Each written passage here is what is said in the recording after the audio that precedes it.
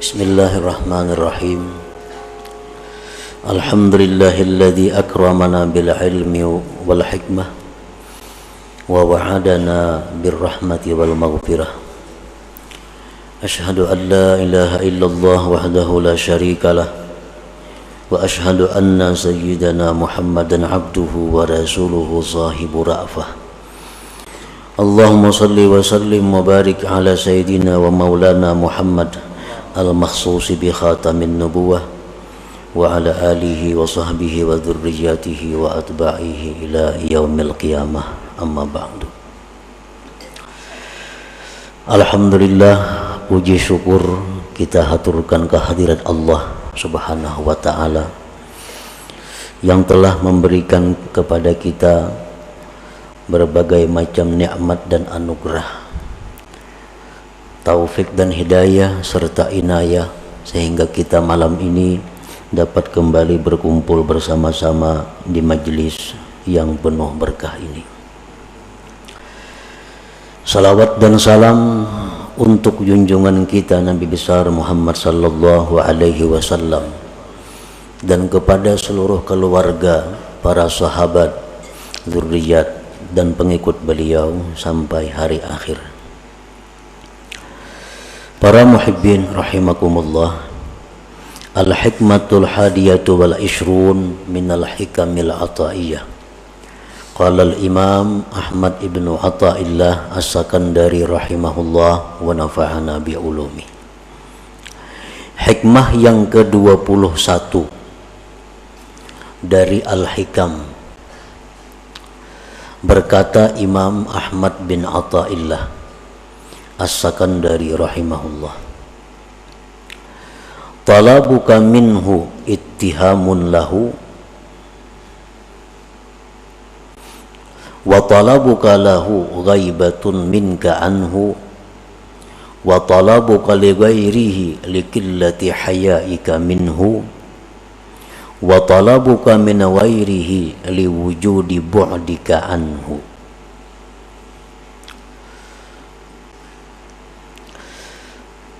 Makna atau terjemah daripada hikmah yang ke-21 ini adalah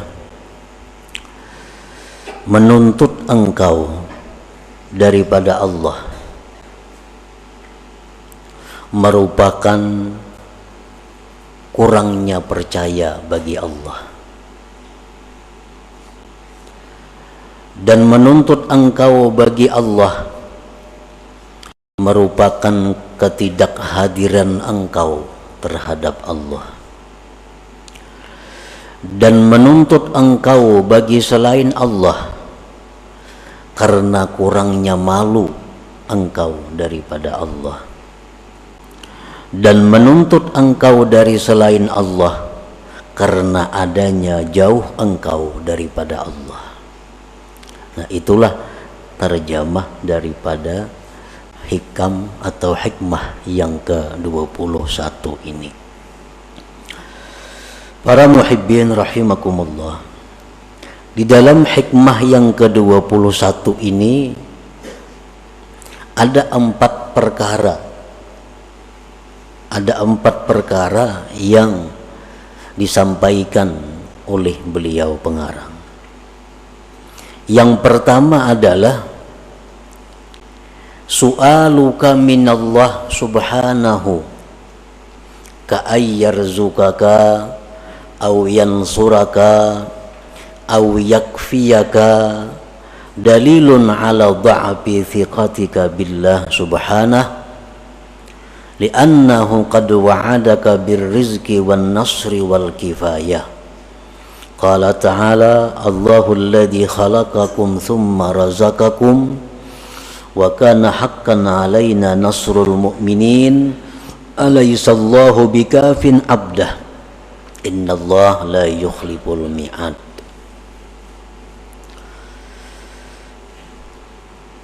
Memintanya engkau wahai seorang yang ahli ibadat. Ini tujuannya kepada orang-orang yang ahli ibadat. Yang dituju di sini Yang dikhitab di sini adalah orang-orang yang ahli ibadat kepada Allah. Wahai orang yang ahli ibadat, memintanya engkau daripada Allah seperti berilah hambamu ini rezeki, atau tolonglah aku ya Allah, atau cukupkanlah aku ya Allah. Nah, permintaan-permintaan itu kepada Allah itu menunjukkan lemahnya kepercayaan engkau kepada Allah, menunjukkan lemahnya kepercayaan kita kepada Allah. Kita minta kepada Allah, ya Allah, maksudnya kita ini adalah orang-orang yang ahli ibadah, orang-orang yang hidupnya lurus. Dia minta kepada Allah, luaskanlah rezeki, tolonglah menghadapi ini, cukupkanlah aku. Nah, kita minta itu kepada Allah, itu akibat daripada kurangnya percaya kita kepada Allah.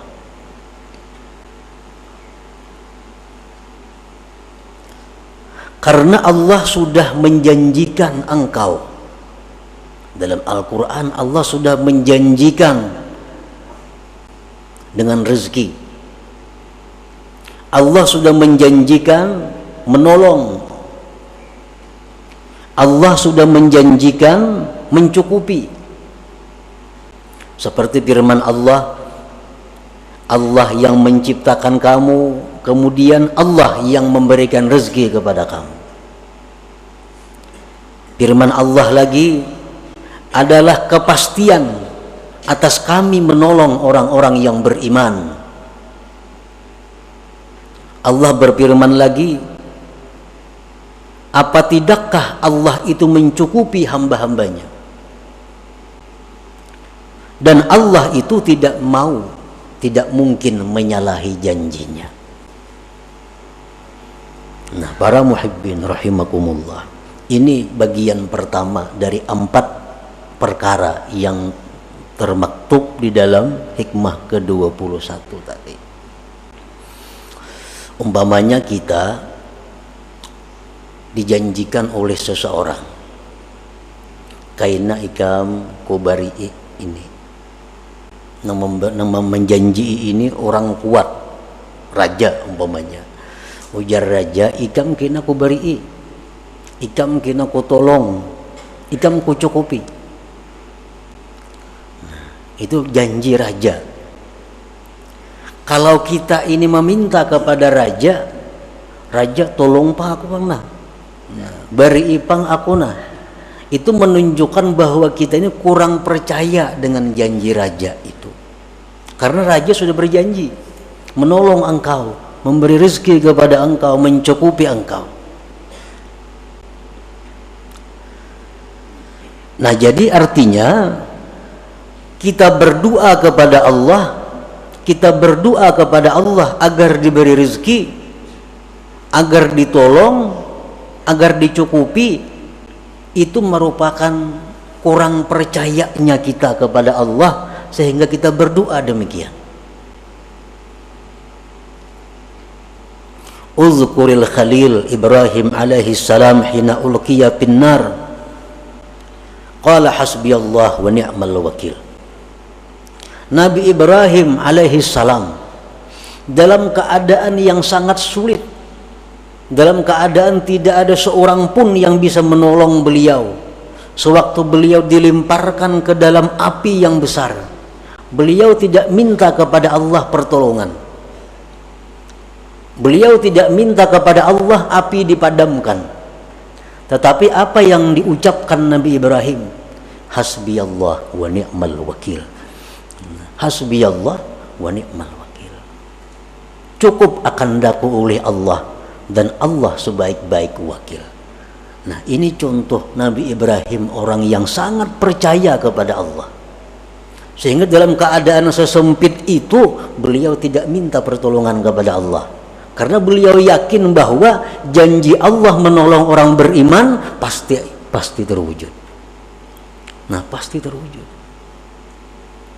Padahal dalam keadaan yang sangat kritis Nabi Ibrahim. Kata kayak kita sedikit saja ada masalah, beribu kali Allahumma, Allahumma, Allahumma. Padahal masalah yang kita hadapi kada seberat masalah Nabi Ibrahim, nyawa. Nah itu menunjukkan kekurang percayaan kita kepada Allah. Andai kata kita sangat percaya kepada Allah, kita dalam keadaan apapun, mesti yang kita ucapkan itu hasbiyallah wa ni'mal wakil.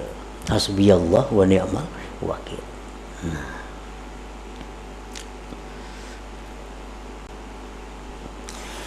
Wa fil haditsil qudsi, tersebut dalam hadis qudsi, man syaghalahu dzikri an mas'alati a'taituhu afdala ma u'tis sa'ilin.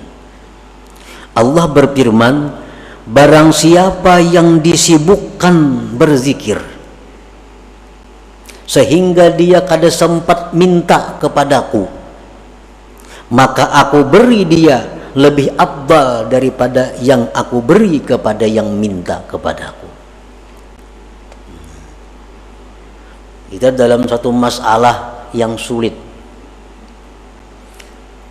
yang satu si A minta kepada Allah, ya Allah hamba sulit mudahkan, ya Allah hamba sulit mudahkan.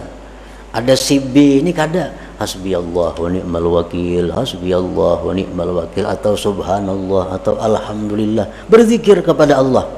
Allah akan memberi orang yang berzikir ini lebih daripada yang minta kepada Allah, lebih daripada yang minta kepada Allah. Nah jadi artinya bagi orang-orang yang ahli ibadat, yang sudah tekun beribadah kepada Allah dalam keadaan-keadaan sesempit apapun, menurut pendapat sebahagian ulama, dia hendaknya berzikir kepada Allah, bukan minta kepada Allah. Nah itulah bagian yang pertama daripada hikmah yang ke-21 tadi. Bagian yang kedua, wa talabuka lahu ghaibatun minka anhu,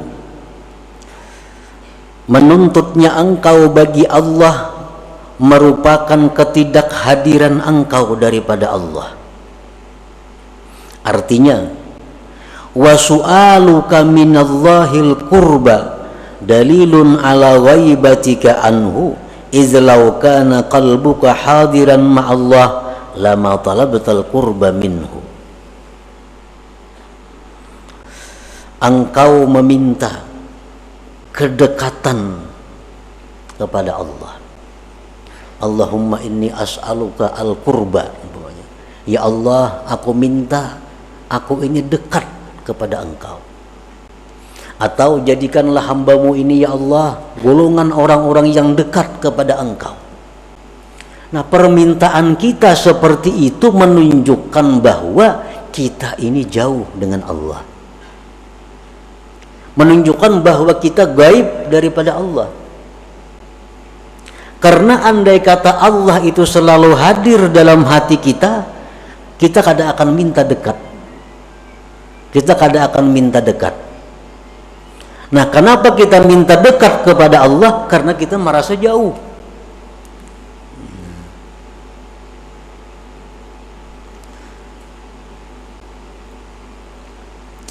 Iz law kana qalbuka hadiran ma'allah lama talabtal qurba minhu. Karena jikalau hati engkau itu selalu hadir bersama Allah, niscaya engkau tidak meminta kedekatan daripada Allah. Nah jadi artinya kita minta lawan Tuhan supaya dekat itu kurang baik juga, kurang baik juga. Karena itu berarti kita jauh dengan Allah. Jadi bagi orang-orang ahli ibadah, baik minta supaya ditolong, minta supaya diberi rezeki, itu hendaknya kada usah, cukup hasbiyallah wa ni'mal wakil. Jangan minta dekat kepada Allah, tetapi teruslah berzikir, karena dengan berzikir itu kita sudah dekat dengan Allah. Nah. Itu yang kedua daripada hikmah yang ke-21 tadi. Yang ketiga, wa talabuka li ghairihi likillati hayaika minhu. Artinya, wa su'aluka minallah ay yuqbilal khalqu alaik aw yusakhirahum laka dalilun ala qillati hayaika minhu wa su'i adabik kaman bi hadratil malik fasa'ala abidahu wa khadimah.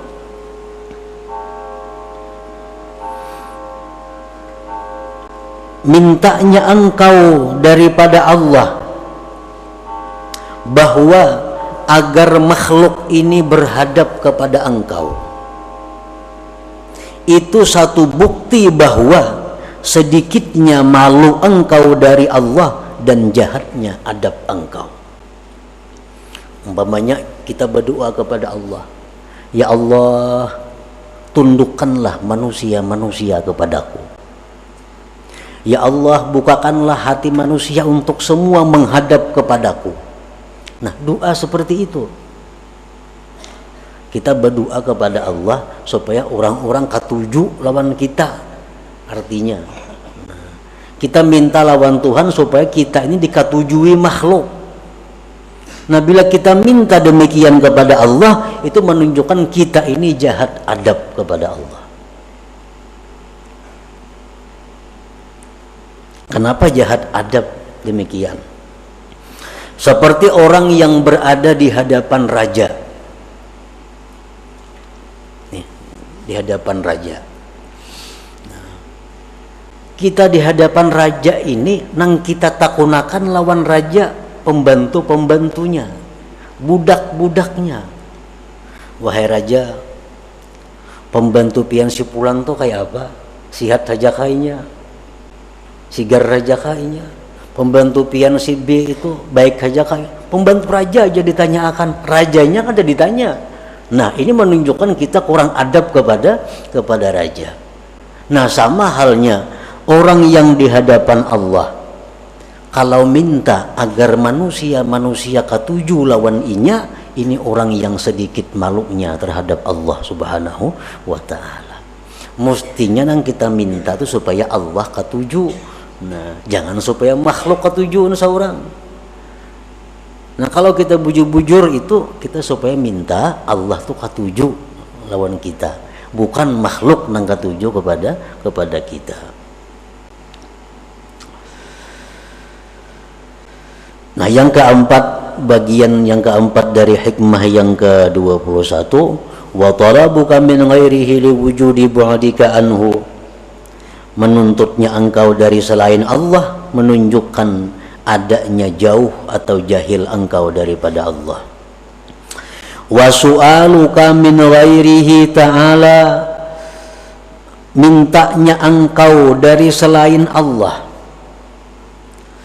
litatluba minhu syai'a, untuk kamu tuntut dari selain Allah sesuatu.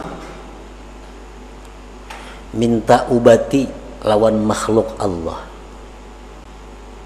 minta pertolongan lawan makhluk Allah, minta apapun kepada selain Allah. Auliyatma'inna bihi qalbuk, atau mencari ketentraman hati dengan selain Allah. Itu menunjukkan jahilnya engkau dan jauhnya engkau daripada Allah Subhanahu wa ta'ala. Orang yang mencari ketenangan batin dengan makhluk. Ada orang yang rasa tenang dengan memutar lagu. Putar lagu, nah tenang. Ini orang jahil kepada Allah. Ada orang yang merasa ketenangan hatinya bila mengisahkan masalahnya kepada makhluk, tenang hati. Ini orang jahil kepada Allah. Orang jahil kepada Allah. Mestinya Allah itu sudah cukup untuk dijadikan penentram hati. Allah sudah cukup tempat curahan hati kita. Nah, jadi kita hibak dada umpamanya, ini dikisahkan lawan orang tanang, nah berarti kita bodoh ngarannya. Kalau orang yang berakal, dia kepada Allah mengeluh, kepada Allah dia mengadu, kepada Allah dia menyampaikan persoalan-persoalannya.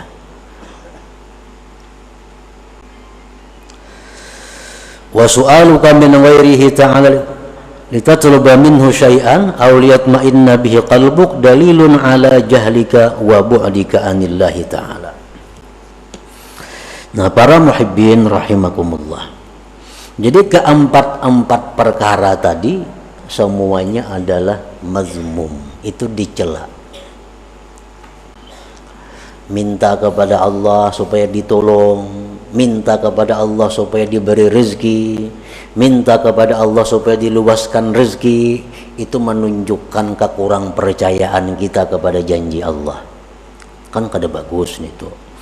Yang kedua, kita minta lawan Tuhan agar dekat, berarti kita ini jauh lawan Tuhan, padahal Tuhan itu sangat dekat kepada kita. Salah juga minta itu. Yang ketiga, kita minta kepada Allah agar disukai oleh makhluk, salah juga itu, tercela juga. Yang keempat, minta kepada selain Allah, itu pun dicela juga. Nah, itu rangkuman 4 perkara daripada hikmah yang ke-21 ini. Nah, para muhibbin rahimakumullah, kesimpulan daripada 4 perkara ini ada 2 macam. As-su'al wa du'aul madhmum min Allah Ta'ala idza kana taliban lil qismah idma qusima laka wasilun ilaik. Wa amma as-su'al wa du'a min Allah Ta'ala bi kasdil ubudiyah wa izharil faqah fa ma'murun bih. Meminta, berdoa kepada Allah dengan doa-doa seperti tadi, itu dicela apabila yang berdoa ini menuntut jatah kepada Allah, menuntut bagian daripada Allah, karena Allah sudah membagi. Setiap yang dibagikan Allah itu pasti sampai kepada kita, mau kada mau. Setiap yang Allah jatahkan untuk kita itu pasti sampai kepada kita. Paling-paling masalah waktu, dan waktu itu kada bisa dimaju dimundur. Kalau Allah sudah menetapkan kepada kita bahwa kita dapat rezeki yang besar tanggal 2 bulan 12, kayak apa aja kita berdoa kada bisa maju dari itu. Nah, jadi berdoa itu dicela apabila waktu berdoa itu kita minta bagian kita kepada Allah. Minta bagian kita kepada Allah.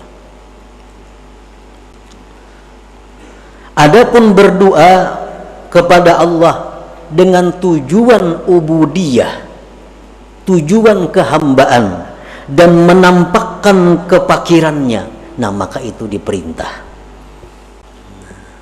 Jadi kasat hati aja. Kalau kita berdoa kepada Allah, bukan minta jatah, kada ya Allah, hamba ini berdoa kepada Engkau hanya karena hamba ini fakir, hanya karena hamba ini menjunjung perintah Engkau untuk berdoa, maka hamba berdoa. Nah, itu disuruh. Nah, jadi artinya ada 2 pilihan. Boleh kita kada berdoa, hanya mengucap hasbi Allah dalam menghadapi masalah-masalah. Boleh juga kita berdoa, tapi tujuan berdoa itu bukan mencari bagian kepada Allah, tetapi hanya semata-mata menampakkan kepakiran kepada Allah, menjunjung perintah Allah. Contoh nang kada berdoa Nabi Ibrahim tadi. Contoh nang berdoa Nabi kita dalam perang Badar. Pasukan 313, musuh lebih 1000 dengan peralatan yang lengkap. Nah, Nabi kita di dalam khimah berdoa, Allahumma ahdaka wa wa'dak. Ya Allah, hamba menuntut janji Engkau bahwa engkau menolong orang-orang yang beriman.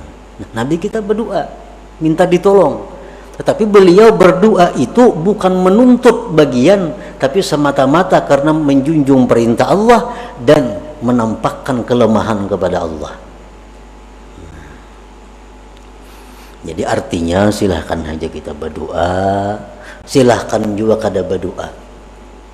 Misalnya kita menghadapi satu masalah, kita kada hendak berdoa, hendak kayak Nabi Ibrahim, itu dibaguskan juga oleh para ulama. Ada masalah besar yang kita hadapi, hasbiyallah wa ni'mal wakil, hasbiyallah wa ni'mal wakil. Itu 4 Nabi Ibrahim. Ada masalah yang kita hadapi, lalu kita berdoa kepada Allah agar ditolong, tapi tujuan kita adalah menampakkan bahwa kita ini lemah. Itu 4 Nabi Muhammad sallallahu alaihi wasallam boleh juga.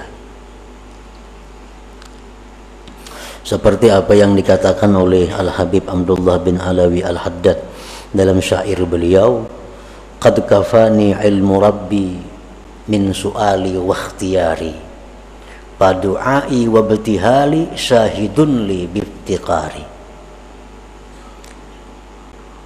Ujar beliau, qad kafani ilmu rabbi, sudah cukup lawan aku ini ilmu Tuhan. Artinya Tuhan tuh tahu aja keadaanku, sudah tahu. Aku susah, Tuhan tahu. Aku kesempitan, Tuhan tahu.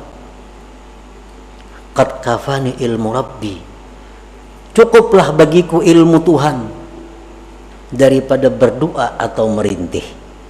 Walaupun kada berdoa, kada merintih, Tuhan tahu juga sudah aku ini susah. Padu'ai wabtihali, adapun aku berdoa kepada Allah, aku merintih kepada Allah, syahidun libtiqari, itu hanya sebagai saksi kepakiranku, itu hanya bukti kelemahanku yang perlu kepada Allah subhanahu wa ta'ala.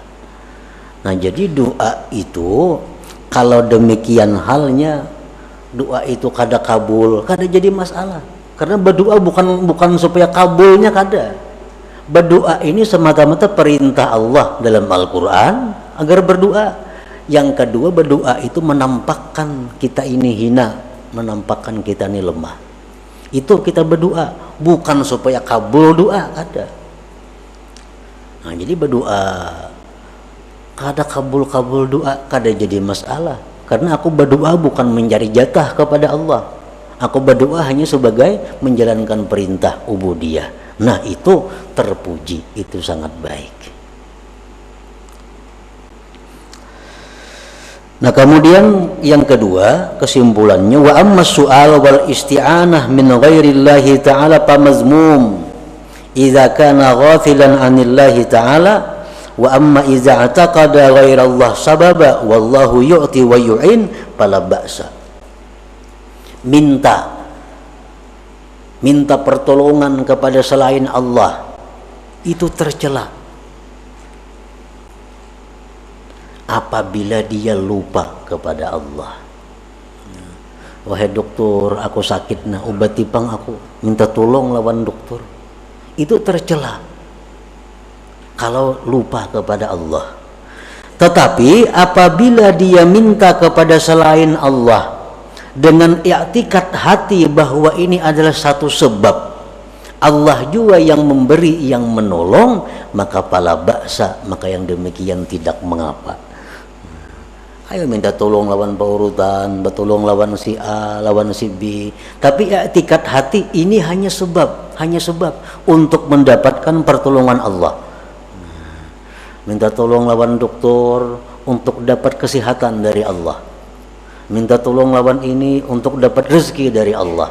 Nah, boleh minta tolong kepada siapapun, tetapi sebab untuk mendapatkan pertolongan Allah. Nah, itu yang mesti kita ingat setiap kita minta tolong kepada makhluk Allah.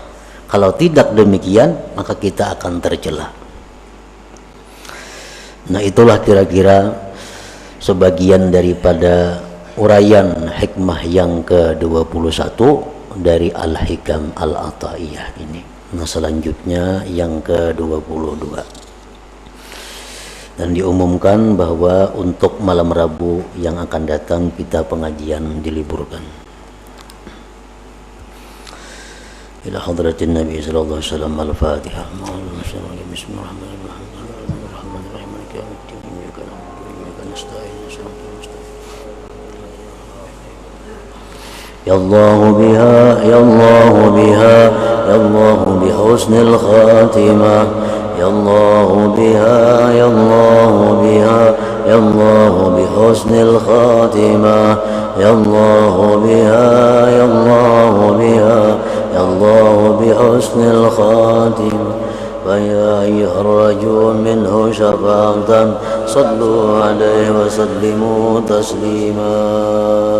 اللهم صل وسلم وبارك عليه.